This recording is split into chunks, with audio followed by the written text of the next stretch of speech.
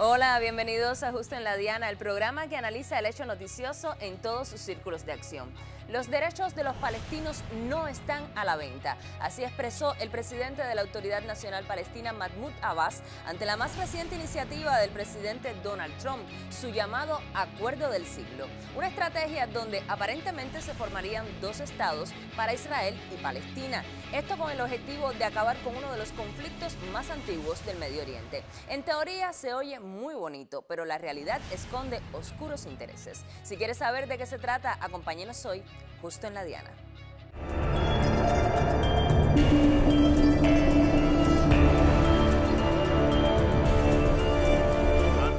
Quiero decirle a esta pareja, a Trump y Netanyahu, que Jerusalén no está a la venta y que todos nuestros derechos no están a la venta ni son negociables.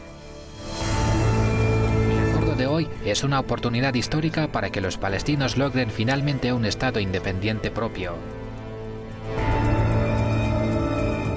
Es un mensaje a todo el mundo de que estamos unidos para enfrentar este acuerdo que nació muerto.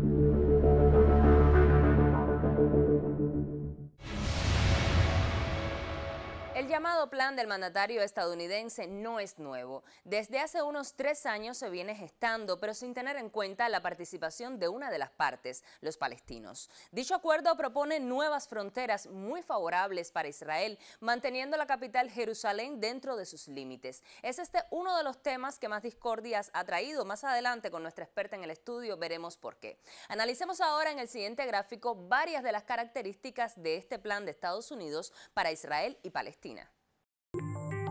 Para empezar, la propuesta de paz elaborada en la Casa Blanca no fue consultada con autoridades palestinas, quienes tendrán 4 años para decidir si aceptarlo o no, mientras Israel detiene por igual tiempo su expansión colonizadora sobre los territorios ocupados. El acuerdo despoja a los palestinos de su capital histórica, situándola más allá del muro que divide a Al-Quds del lado israelí. Acto seguido, declara a Jerusalén como capital de Israel de forma indivisible. Asimismo, legaliza los asentamientos construidos durante años en territorios palestinos ocupados por la fuerza, relegando a la población árabe a los suburbios de Jerusalén Este, la Franja de Gaza y Cisjordania. No obstante, en esta última región se mantendrían 15 enclaves sionistas. El gobierno de Tel Aviv se anexa además todo el valle del río Jordán, los altos del Golán y la llamada Área C de Cisjordania, de grandes extensiones dedicadas a cultivos agrícolas. Palestina recibiría a cambio algunas tierras desérticas al sur para reubicar a los más de 100.000 árabes desplazados de la capital ocupada por colonos israelíes. Mientras las aguas subterráneas subterráneas, el espacio aéreo, el espectro electromagnético y de comunicaciones, así como las fronteras del país, quedarían bajo uso y control sionista. La nueva Palestina, como llamó Trump a un futuro Estado, quedaría desprovista de toda capacidad defensiva, pues no tendría ejército. En caso de agresión, debería pagar por la protección brindada por Israel. Ello implica una desmilitarización de la Franja de Gaza y que el movimiento de resistencia entregue todas sus armas, privando a Palestina de cualquier arsenal pesado o de acompañamiento. Por otra parte, se priva al Estado árabe de cualquier mecanismo de inteligencia y posibilidad de contrato bilateral para la cooperación en temas militares y de seguridad, de manera que Palestina solo contaría con fuerzas policiales para controlar a su propia población. Para desarrollar el agujereado territorio que concede el Acuerdo del Siglo a Palestina, Trump propone un presupuesto de más de $30.000 millones, aportado por Estados Unidos, Israel, la Unión Europea y repartido entre países del Golfo Pérsico y otros inversores interesados. Ese dinero respaldaría, entre muchos otros proyectos, un túnel que conecte a Cisjordania con la Franja de Gaza. Esto para levantar infraestructura que garantice a la larga la presencia de organismos internacionales y transnacionales de interés para Washington y Tel Aviv. Todo ello a cambio de la implantación de una democracia de modelo occidental que diluya cualquier rastro de independencia política, económica y cultural de Palestina y borre por completo su soberanía. Para entender mejor este antiguo conflicto, vamos a acercarnos a los orígenes. Entre los años 1947 y 48, 800.000 árabes, el 85% de la población palestina de ese entonces, fueron expulsados de sus tierras, la mitad bajo el amparo del dominio británico sobre la región. En esos años los judíos ocupaban solo 1.680 kilómetros cuadrados. Esa cifra se ha multiplicado gracias a brutales campañas militares como la Operación Margen Protector. En el año 1947 finaliza el mandato británico y las Naciones Unidas dividen el territorio conocido como Palestina, permitiendo la formación del Estado de Israel. La población es empujada hacia las fronteras de Siria, Líbano y Jordania. Se crean campos de refugiados en Cisjordania y Gaza, donde actualmente viven alrededor de 2 millones de palestinos hacinados en asentamientos precarios. Luego de la guerra de 1967, Israel desplazó un cuarto de la población de Gaza mediante la operación Puentes Abiertos, que permitió a gazatíes viajar a Jordania, de la que no se los dejó volver. A partir de 1967 se ocupan Gaza y Cisjordania y se establecen colonias judías ilegales según los tratados internacionales.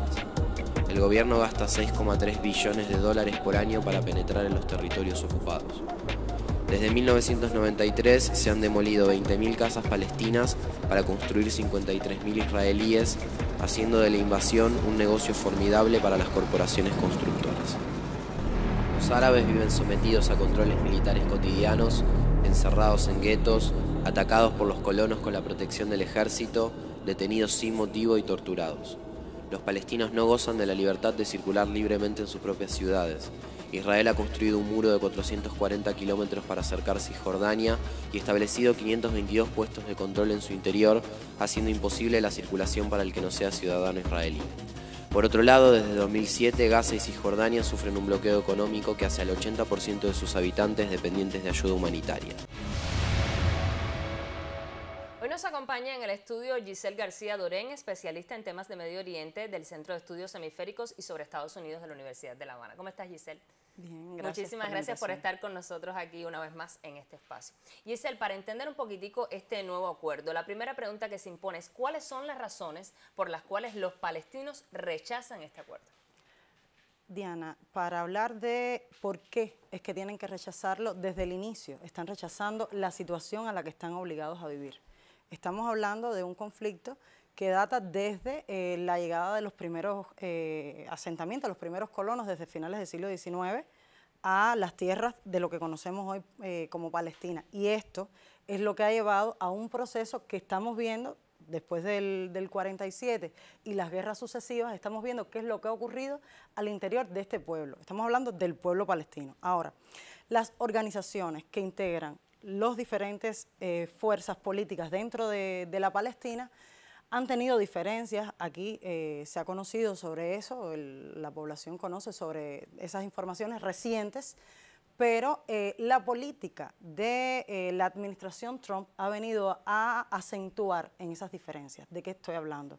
La estrategia de seguridad nacional que vio la luz en diciembre de 2017 habla de que el problema de los palestinos, no habla de la Palestina, sino el problema de los palestinos.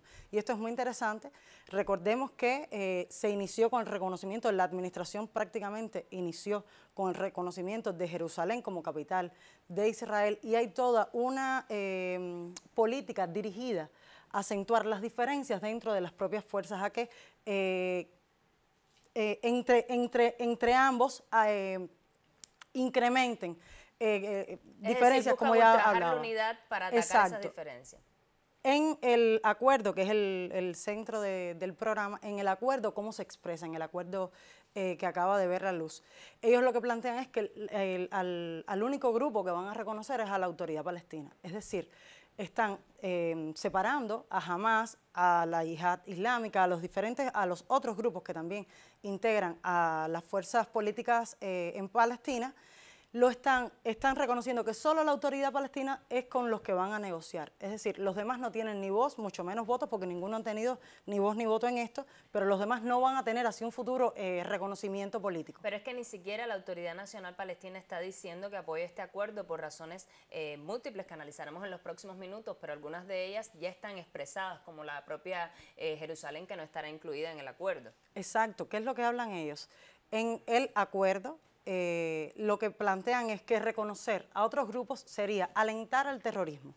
Y entonces esto también está enmarcado con las líneas programáticas de su estrategia de seguridad, ya que lo que plantea es que en la actualidad la mayor amenaza que tiene la seguridad nacional de Estados Unidos en el Medio Oriente, cuestión que además ellos son los que se arrogan el derecho de diseñar la política hacia todo el mundo, en el Medio Oriente son Irán, por una parte, y los grupos terroristas, pero son los grupos terroristas que ellos reconocen. Y entre esos grupos terroristas, por supuesto, está Hamas, está la Hermandad Musulmana en todas sus fuerzas en el área, y Hezbollah. Es decir, que una de las causas principales por las cuales no reconocen el acuerdo es teniendo en cuenta que Estados Unidos no está reconociendo a los diferentes entes políticos y de resistencia de Palestina. También es notable la cantidad de dinero que ha invertido Estados Unidos y algunas potencias occidentales en esta división de estados que habrá o que posiblemente exista. ¿Qué intereses, qué se oculta detrás de esta cantidad de dinero que está poniendo Estados Unidos con condiciones? Bueno, realmente es vergonzoso.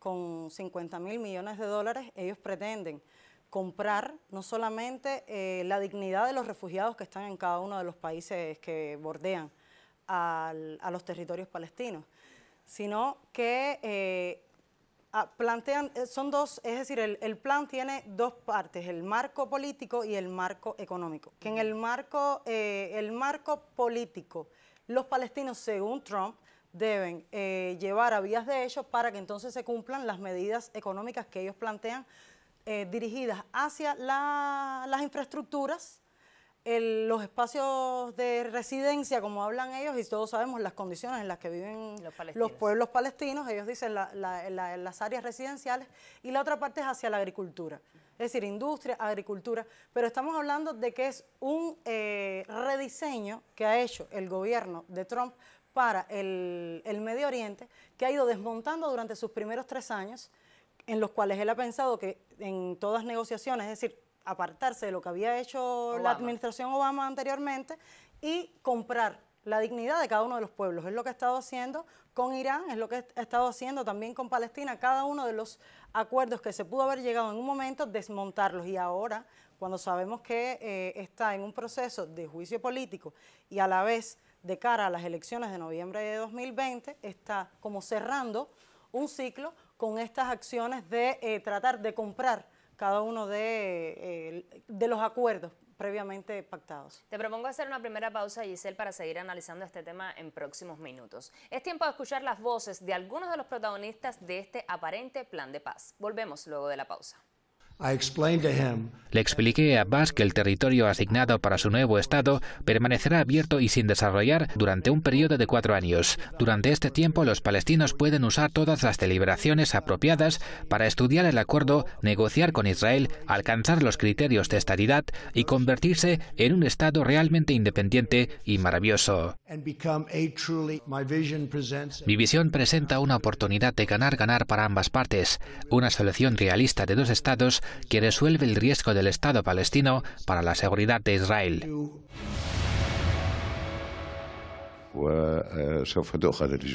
Todas las facciones palestinas en Siria están representadas en el foro de hoy y tenemos una estrategia clara e importantes medidas que adoptar frente a esta escalada.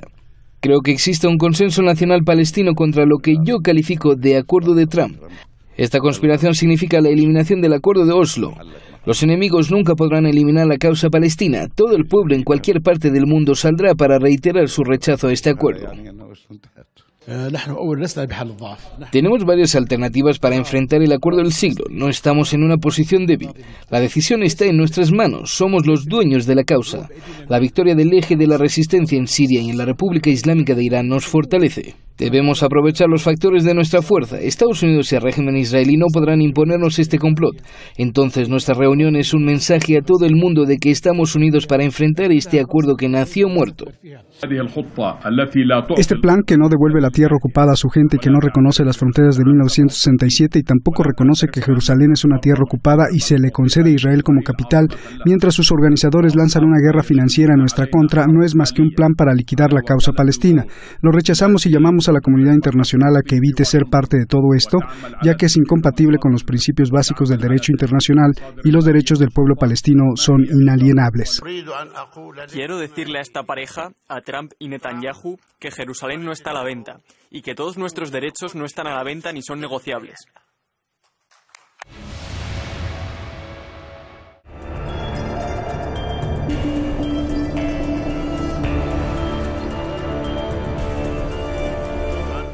Quiero decirle a esta pareja, a Trump y Netanyahu, que Jerusalén no está a la venta y que todos nuestros derechos no están a la venta ni son negociables.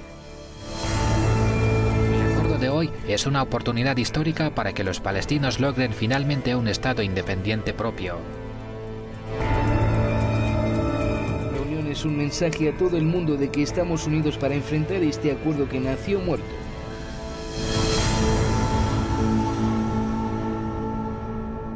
Volviendo con el análisis, Giselle, entre las condiciones que pone Estados Unidos para esta creación de los 2 estados está también desarmar al movimiento de resistencia Hamas por un lado y por el otro mantener los asentamientos israelíes.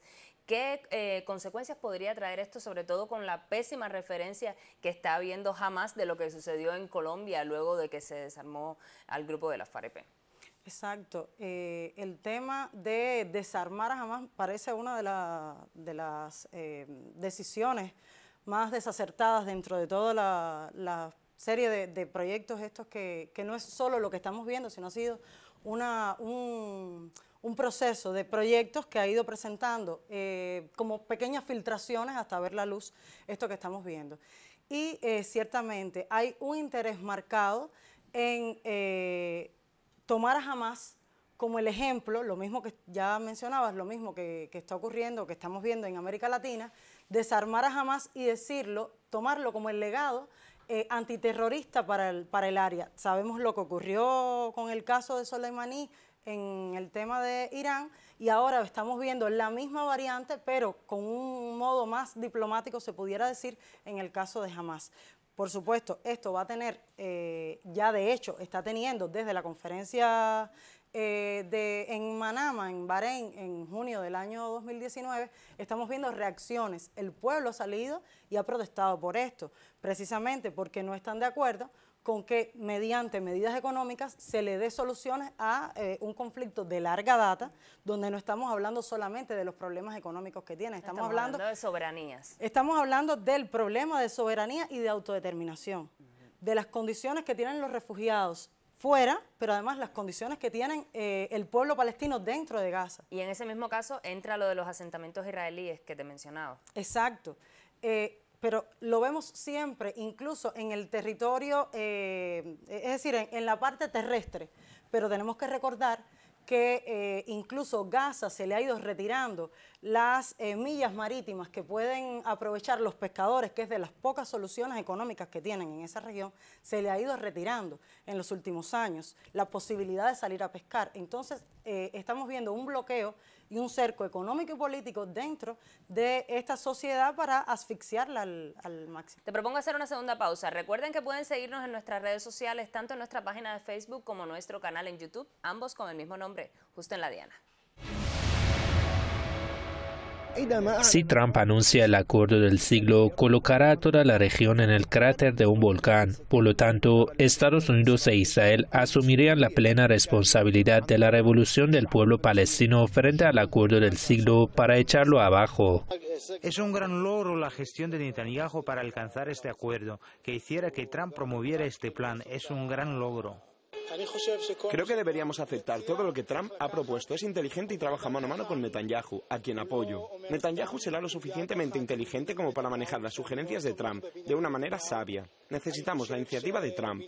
No nos otorga ninguno de nuestros derechos como pueblo palestino. Por lo tanto, el acuerdo del siglo y el otro pacto son rechazados por nosotros. Queremos tener el derecho para regresar. Queremos regresar a nuestro país. Queremos una sola solución. El acuerdo del siglo es rechazado del todo. Es una vergüenza para cualquiera que esté tratando de apoyarlo. Todas las facciones están disponibles para que podamos responder a los crímenes de la ocupación y este acuerdo. Venimos aquí para decirle a Trump que cualquier decisión que tome no pasará por el pueblo palestino, incluidos los refugiados en la diáspora, Gaza, Cisjordania y las tierras de 1948.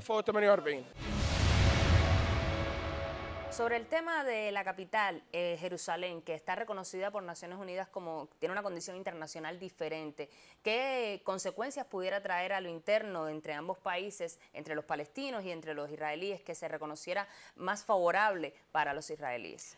Diana, desde el 47 con la resolución 181, Naciones Unidas reconoce el estado especial que tiene Jerusalén y es lo que está ocurriendo, una violación más del derecho internacional. Porque precisamente Jerusalén no debe ser reconocida por ninguno de los estados como la capital ni de Israel ni de Palestina en sí misma, Jerusalén. Hay que respetarla, además forma parte del derecho internacional. Que estamos viendo que con estas acciones de Trump justamente se le está dando solo la posibilidad de los israelíes controlar esta zona. Y entonces se está violando el derecho internacional y además los derechos del pueblo árabe. Y ya para finalizar, hemos analizado algunos puntos fundamentales de este acuerdo, pero ¿qué posibilidades reales tiene de ejecutarse al menos en algunos puntos del acuerdo de este acuerdo de Donald Trump? Esto es parte del diseño estratégico que tiene la administración Trump, que es parte del diseño imperialista. No se puede olvidar que para Donald Trump, que es parte de la presidencia, de todo el legado de la presidencia de los Estados Unidos, el Medio Oriente es importante porque es el vientre blando dentro del sistema internacional y es donde hay que controlar, según los designios de este imperio, hay que controlar cada uno de los conflictos. Es por eso que a la salida de Gran Bretaña y Francia, Estados Unidos entra en el área, penetra en el Medio Oriente y se asienta. Y entonces se ha sentado como mediador, como la figura negociadora, el país negociador, no solamente ante Naciones Unidas, sino ante la comunidad de Estados europeos y ante la comunidad de los países árabes. Realmente le toca a la comunidad internacional hacer lo que ha estado haciendo hasta ahora, que se han pronunciado muchos de los gobernantes en contra de lo que está ocurriendo, y no podemos perder de vista la sagacidad de esta administración. Lo que ha estado haciendo hasta el momento es tantear en cada una de las diferentes poblaciones y acomodarlo a sus intereses. Y por supuesto, como planteamos anteriormente, se agravará en caso de que haya una posible reelección hacia el próximo periodo presidencial. Esperemos que este proceso evolucione de manera favorable para los palestinos. Habrá que seguirlo de cerca y te propongo que estés con nosotros en próximos espacios. Muchísimas gracias, Giselle, por tu acercamiento y tu análisis sobre este asunto. Ya estamos en los minutos finales. Siga con nosotros, Justo en la Diana.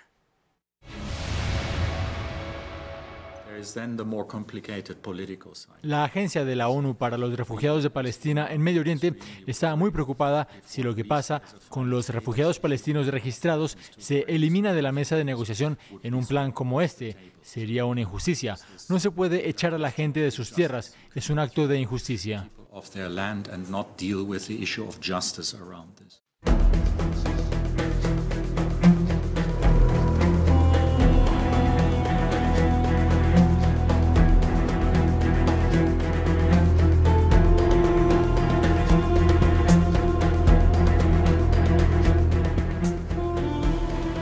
Under this vision, Jerusalem will remain Israel's undivided, very important, undivided capital.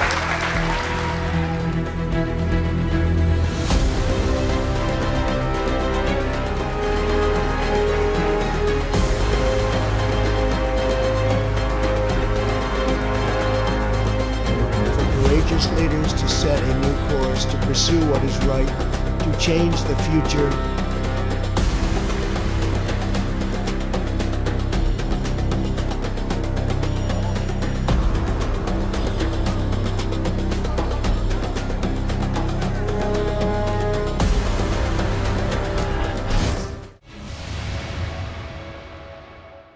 Nada en la política estadounidense ocurre por casualidad. El lanzamiento de este plan aparece mientras, por un lado, Trump enfrenta un proceso político en su país por violar varias reglas y en el otro lado del mundo, el primer ministro israelí Benjamin Netanyahu se enfrenta a los escándalos de corrupción. La tierra de Palestina sigue siendo una utopía y por ahora una deuda pendiente para la comunidad internacional. Lo espero el próximo jueves para analizar un hecho noticioso en todos sus círculos de acción. Recuerda que también nos puede ver en segunda emisión los sábados a las 2 de la tarde también por Canal Caribe. Al final, como siempre les digo, tendrán los elementos que necesitan para poner el dardo justo en la diana.